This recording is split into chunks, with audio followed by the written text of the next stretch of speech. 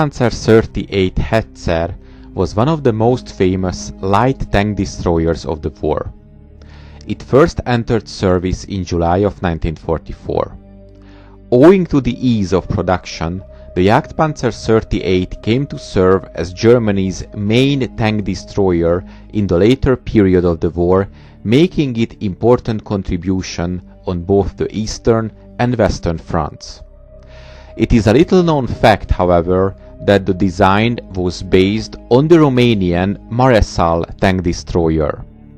In late 1943, a Romanian commission ordered several components from Germany which could not be made in Romania, and this drew German attention to the vehicle. The Germans were so impressed with the overall layout of the Maresal that it is credited with being the inspiration for the Jagdpanzer 38 tank destroyer. Altogether, 7 prototypes were built, but the Maresal never saw action because of the invading Red Army that had stopped its development. Had the Maresal been deployed into combat, it would have had a big potential, as it proved to be superior in many aspects to the German Sturmgeschütz III assault gun.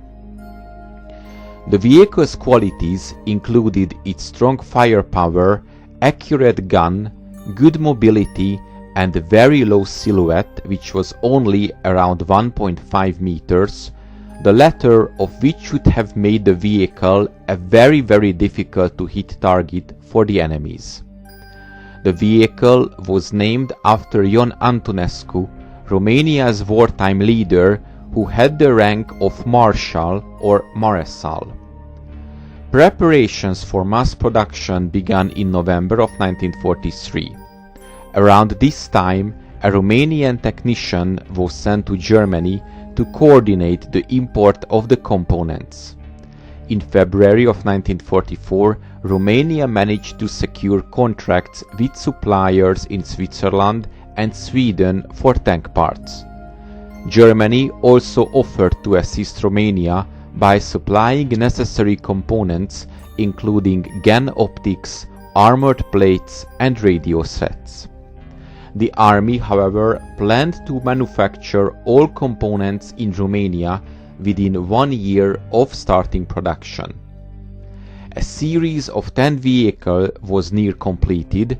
Additionally, 90 further vehicles were in their very early phase of production. A document from April of 1944 notes that a German officer stated that the Maresal is going to be effective against the Soviet army, calling it ein großer Hetzer, which can roughly be translated to a big troublemaker.